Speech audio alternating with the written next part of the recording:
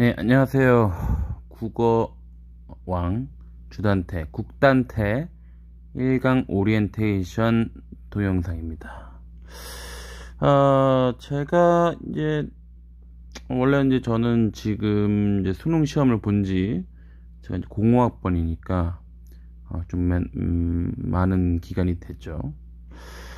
근데 지금 그 당시보다 현재 국어 영역의 문제들이 많이 진화를 한 것 같더라고요. 그리고 이게 또 외국어 영역이 뭐 패스 앤 페일로 바뀌었다고 했나?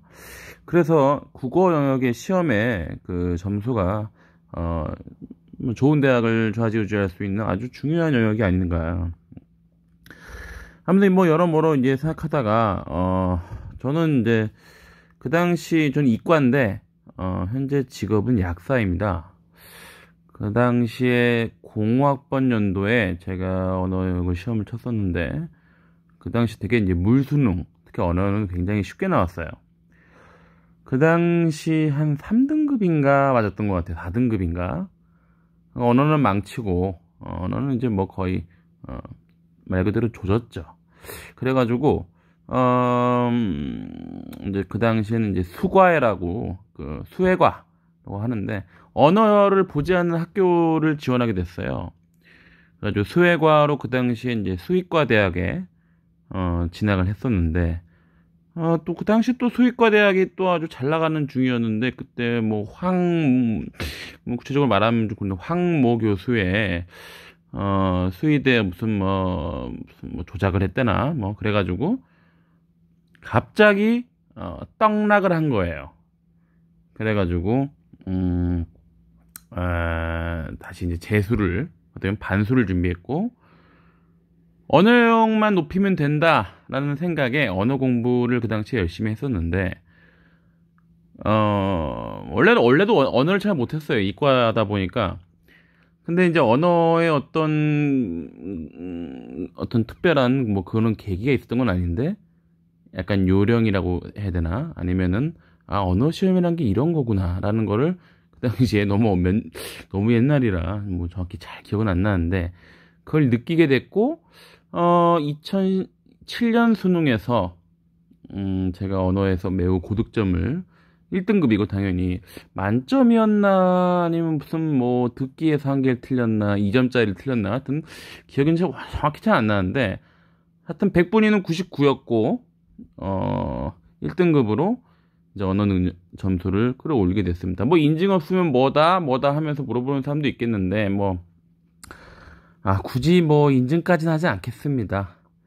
뭐 그렇다고 해서 내가 지금 뭐 약사가 아닌 것도 아니고 뭐 벌이가 없는 것도 아니고 뭐 들을 사람은 들으실 거니까 어차피 강의를 그래서 뭐 인증물 뭐 기회가 되면 뭐 할 수도 있겠는데 그리고 또 제가 직업은 지금 현재 공무원인데 웃기죠? 약사를 하다가 갑자기 공무원이 됐다. 중간에 한번 또 다른 어떤 특전 전문 대학원을 가게 돼가지고 제가 여기서 제 직업을 말하게 되면은 너무 좁혀져가지고 그 부분은 말하기가 어려울 것 같아요. 어쨌든 또 그 언어 시험을 보는 그런 시험을 봤어요. 특정 그런 그 독해가 필요한 왜냐면 그 당시에 자신감이 붙었으니까 그런 시험은 잘 볼 수 있다는 생각이 들더라고요. 결국 또 고득점을 맞춰가지고 지금은 공무원을 하고 있는데 뭐 한간에 최근에 들려오다 보니까 언어 뭐 어떤 사촌을 만났는데 설날이다 보니까 사촌이 수능 시험을 준비하는데 언어가 안 된다 자기가. 근데 얘기를 들어보면은 뭐 안 될 것도 같아요. 일단 뭐 대화를 해보면은 대화가 좀 이상한 그 핀트로 안 맞는 경우가 많아가지고 얘는 좀 언어 능력이 좀 딸릴 것 같다라고 생각은 하고 있었는데 역시나 언어 능력이 안 나온다고 하는데 그래서 제가 지금 갖고 있는 언어적인 어떤 현재까지도 갖고 있는 그 어떤 지식이라고 하긴 좀 그렇고 언어 공부를 과연 어떻게 해야 되는가 아니면은 어떤 방식으로 진행을 해야 우리가 앞으로 오는 수능을 잘 볼 수 있는가 그 부분에 대한 거를 좀 강의를 해서 뭐 재능 기부라고 하면 재능 기부고, 제가 뭐 돈을 뭐 엄청 벌려고 뭐 이 유튜브를 하는 건 아니고요. 그냥 여분의 시간에, 고물이다 보니까 시간이 많잖아요. 여분의 시간에 여러분들 지금 고민하고 있는 학생들, 또는 아니면은 뭐 로스쿨을 준비하는 학생들, 또는 뭐 아니면은 뭐 행정고시나 뭐 이런 걸 준비하는 사람들, 이 언어 영역 내지 국어 영역의 이 독해나 이런 부분은 대한민국에서 앞으로 수능에서만 보는 게 아니라 계속 등장하는 유형의, 어떻게 보면 시험이거든요. 그래서 제가 그런 거를 좀 강의를 통해 같이 풀어보고 하면 어떨까라고 해서 이런 동영상을 올리게 됐습니다. 뭐 국어왕 주단태라고 올렸는데 뭐 이건 뭐 거의 뭐 1분 만에 지은 이름이고요. 뭐 마음에 안 들면 또 바꿀 수도 있어요, 이분은. 어쨌든 바로 각설하고, 국어 영역의 중요성은 제가 뭐 방금 말씀드린 내용으로 대체를 하고요. 이 강의가 필요한 사람이 누구일까 이제 ABCD로 이렇게 나눠봤는데, 기본적인 보면은 주변에 보면은 서울대 법대 나오신 분들도 제가 지인으로 많이 알고 있는데, 뭐 얘기하다가 같이 술 마시고 얘기하다가 형 뭐 어느 영역 몇 점 나왔어요? 그다음 이렇게 뭐 맨날 만점 뭐 한 개 뭐 이렇게 뭐 대부분 다 이렇습니다. 뭐 서울대 없더라 그런가? 어떻게 잘했냐고 뭐 물어보면은 그냥 풀었어. 나 그냥 읽어보니까 이게 정답인데? 대부분 이렇게 얘기합니다. 언어 영역 같은 경우는 난 무슨 뭐 땡땡의 강의를 들었어. 정말 좋더라고. 뭐 아니면 어떤 땡땡 무슨 교재를 풀었어. 이런 얘기 거의 안 해요. 언어에 물어보면 대부분 뭐 그날 뭐 이게 정답이라서 뭐 풀었는데 그게 정답이더라고, 이런 말을 하는 사람들이 대부분이거든요. 그래서 그러다 보면 그 당시 우리 옛날에도 여기 공부 잘하는 애한테 얘 너 이거 어떻게 풀었어? 라고 하면 뭐 감이 좋았어. 감이라고 얘기를 해요. 맨날 감을 얘기하는데, 흔히들 가면 감이 좋은 사람이다, 감이 좋은 사람이다, 이런 분들은 생내적으로 일단 독해력이 굉장히 뛰어난 사람입니다. 독해력. 대부분 제가 이제 뭐 많은 조사한 건 아니지만 서울대 법대 나온 출신 그 분들의 얘기를 들어보면은 어릴 때 책을 많이 읽었어요, 대부분. 근데 그 책은 종류가 중요하진 않아요. 어릴 때 뭐 우리가 무슨 엄청난 책을 읽겠습니까? 아무리 봐도 뭐 서울대 법대 간다고 뭐 어릴 때부터 무슨 뭐 철학 서적을 읽겠습니까? 그런 거 아니거든요. 대부분 보면 그 당시에는 이제 저희 때는 판타지 소설이 유행했었는데, 판타지를 난 많이 읽었어. 퇴마록을 읽었어. 왜 퇴마록 모르는 사람들이 대부분일 텐데, 퇴마록을 읽었어. 무협지를 읽었어. 이런 얘기를 합니다. 그러니까 글을 많이 읽는 거예요, 기본적으로. 글을 많이 읽다 보면 결국 독해력이 생기게 체득이 되는 거거든요. 그러다 보니까 어느 영역에 어떤 지문이 나와도 그냥 그 지문 안에서 나온 내용을 정확히 이해하는 능력이 있는 거죠. 그렇다고 그 능력이 뭐 엄청난 능력이다 그런 건 아니거든요. 일상적인 사람이 문서를 읽고 문서에 있는 정보를 이해하는 거다. 뭐 그 정도. 그래서 그런 사람들은 계속 쭉 시험을 잘 봅니다. 특별히 그날 배탈이 나지 않는 이상은 다 맞아요. 근데 이런 A 유형에 가진 사람들은 이 강의를 들으실 이유가 1도 없어요. 그런 분들 드시라고 만든 분들은 아니고요. A 유형이 나는 A다. 그럼 애초에 이거 동영상 틀어보지도 않았을 거고 유튜브 창에 검색도 안 합니다. 이런 분들은 본인 잘나신 분들이니까 이건 안 들으셔도 된다. 그래서 이 부분에 대한 거는 A 유형은 안 들으셔도 됩니다. 점수 기복이 큰 사람이 있는데, 이런 분들 같은 경우는 유형을 되게 여러 가지로 나눠볼 수 있겠는데, 배경 지식이 그날 내가 알고 예를 들어서 난 되게 물리적인 걸 좋아해. 물리나 화학을 좋아해. 근데 그때 그 배경 비문화 독해 물리나 화학이 나온 거예요. 그럼 잘 푼 거지. 이런 사람도 있고, 그날 컨디션이 좋았어. 이런 분들 같은 경우에는 전반적인 독해력이 있으신 분들은 아닙니다. 우연이죠. 운이 좋고 운이 나쁜, 점수 기복을 얘기하는 사람들이 많은데 그거는 그냥 운이라고 생각하시면 돼요. 그날 나오는 그 문제에 따라. 근데 그러면 뭐 어떻게 우리가 이 평생에 한 번 보는, 그러니까 뭐 1년에 한 번 보는 수능 시험을 운에 맡겨야 되나요? 아니거든요. 이런 분들은 이 강의를 들으시면 제가 도움이 된다라고 말씀을 드릴게요.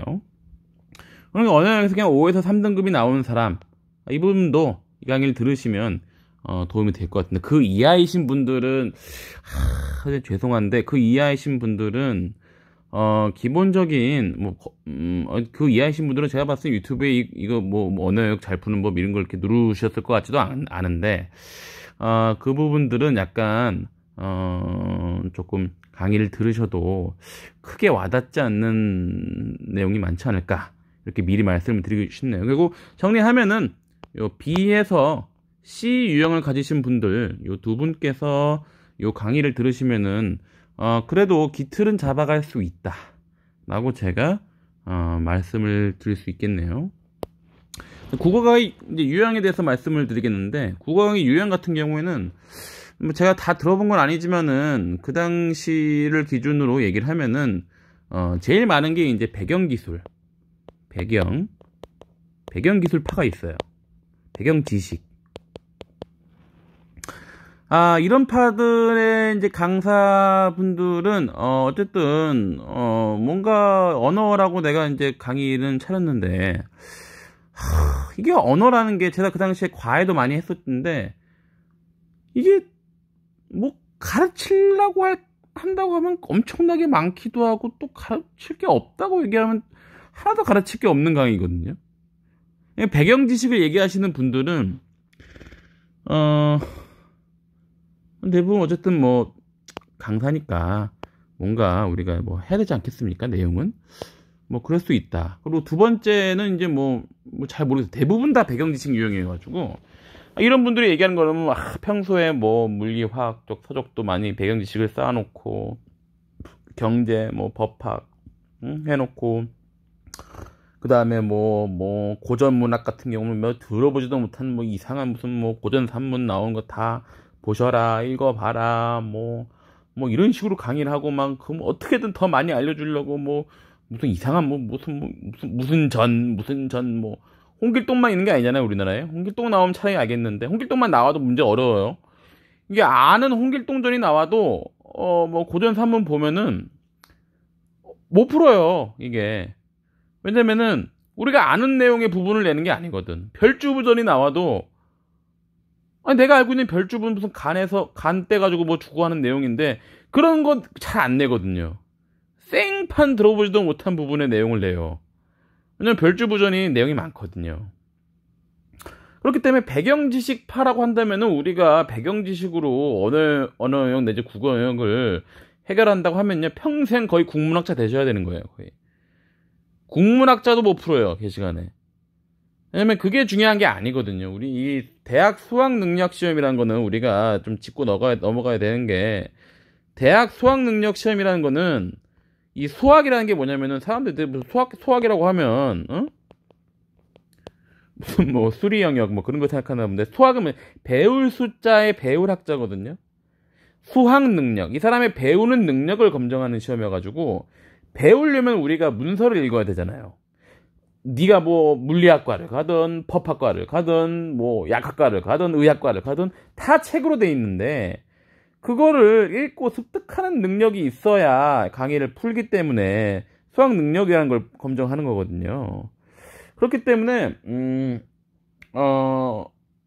우리는 배경 지식이 뭐 전무한 건 아니겠지만, 당연히 고등학교를 정상적으로 다녔다면 배경 지식이 이게 모르는 거라도 그 지문이 나왔을 부분에 대해서 우리가 그걸 읽고 이해할 수 있느냐, 그러면 너는 우리가 대학을 받아주겠다.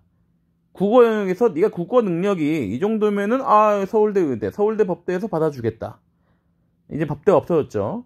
뭐 그래가지고 뭐 그런 능력을 보는 거라서, 배경 지식으로 우리가 이 국어 영역을 해결하겠다라고 하시는 분들은 평생 뭐 한 30년은 공부하셔야 되는 거예요, 이거는. 그러니까 그건 아니란 얘기죠. 그러니까 우리는 나오는 지문을 읽고 그거에서 필요한 정보를 캐치하는 능력을 함양하시면 되는 거예요. 그렇기 때문에 그거에 맞춰서 문제를 풀이하고 논리를 가져가고, 그런 식으로 이제 문제를 풀어나가야지 배경 지식으로 해결할 부분은 아닙니다.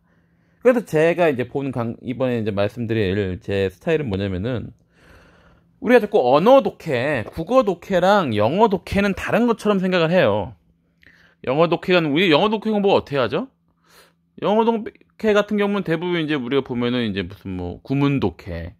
옛날에 저 시절 같은 경우에는 무슨 뭐 김땡훈이라는 어떤 이제 강사가 계셨는데, 이제 구문을 다 외워가는, 그럼 이제 뭐 SV 뭐 C 뭐 SV 뭐 일목적 뭐 잘 기억도 안 나는데, 뭐 그런 거 하고 어휘 공부하고 그다음에 수거 공부해가지고 문장을 독해하는 능력을 가져간 다음에, 이제 뭐 우리가 나오는 건 지문이 나오면은 지문에서 이제 그걸 읽고 지문의 어떤 주제나 아니면은 뭐 옳은 것 찾기 뭐 이런 것들을 이제 푸는 거잖아요. 언어 독해도 사실 똑같다는 거예요.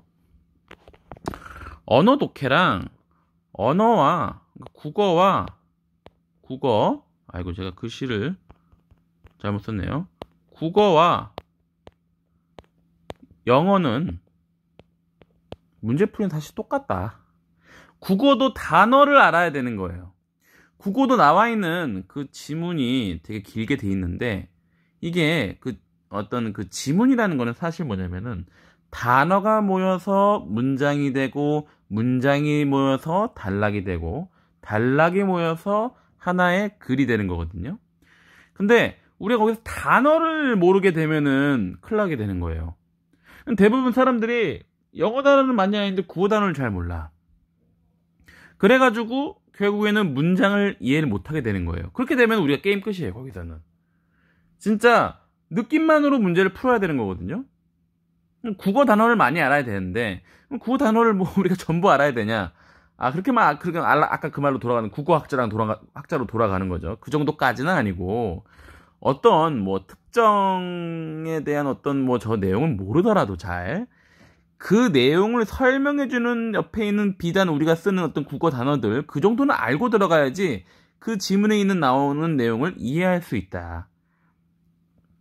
뭐 그렇게 하기 때문에 저는 그런 어떤 이제 독해력을 함양할 수 있는 방향으로 이제 공부를 많이 했었고, 그 당시에 그거를 다 이제 결국 해서 이제 좋은 점수를 얻을 수 있었는데, 저는 그 부분을 같이 해나가는 거예요. 그러니까 오늘 뭐 이 강의 하나로 대부분 제가 아까 잠깐 유튜브 뭐 강의 눌러봤는데, 뭐 언어 뭐 이거면 된다, 뭐 언어 그거 하나만 되는 거면 뭐 전 국민 다 뭐 100점 나오게요? 표준 점수가 그럼 한 150은 나와야 아니 뭐 100으로 떨어져야 되는 거 아닌가? 만점이 나와도 그건 말이 안 되거든요. 언어는 왕도가 없어요. 언어는 왕도가 없고, 그냥 국어로서의 어떤 국어를 외국어라고 생각을 하고 접근해야 되는 거예요. 국어를 영어랑 같은 개념으로 생각하고 접근을 하면서 단어를 공부하고 문장을 이해하고 전책을 이해한다. 시간이 촉박하기 때문에 우리가 무슨 나오는 지문을 그 강의 유형들 아까 보시면은 지문 전체를 완벽하게 탁 풀이를 해주더라고. 해석을 해준 다음에 그러면은 문제를 왜 못 풀어요? 다 풀지. 문제는 어떤 천재가 들어가도 5분 안에 그 어려운 국어 지문에 무슨 취지나 이 내용에 적거나 그걸 완벽하게 이해하는 사람은 불가능해요. 그렇기 때문에 우리가 뭐냐면은 문제가 요구하는 필요한 정보만을 캐치해서 그 부분에 집중해서 우리가 집중해서 그걸 하는 훈련을 해야 되는 겁니다. 언어는 훈련을 해야 돼요. 수학도 열심히 훈련해야 되는 건 맞는데, 수학은 여러 가지 그 공식이나 이런 걸 우리가 기본적으로 이해해야 되잖아요. 그렇기 때문에 언어는 좀 다르죠. 언어는 우리가 방금 말씀한 걸로 해야 되는데, 또 이제 문제는 뭐냐면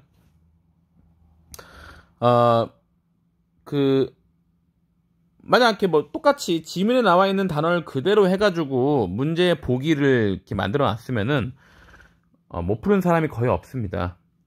대부분 쉬운 그 문제가 되는 거죠. 대부분 패러프레이징을 해요. 그러니까 우리가 패러프레이징을 하기 때문에 그 부분에 대해서도 역시 단어를 많이 알고 있어야 되는 거예요. 이 단어가, 이 지문에 써있는 A라는 단어가 B라는 단어로 쓰일 수 있다는 걸 우리가 알고 있어야 되거든요. 그러니까 그런 그 단어 공부가 확실히 돼 있으면은 문제를 푸는 거는 굉장히 쉬워집니다. 그리고 앞서 말했지만 배경 지식에 대한 강의는 하지 않습니다. 이게 무슨 뭐 법학 지문이 나오면 법학이 이런 건데 저런 거다.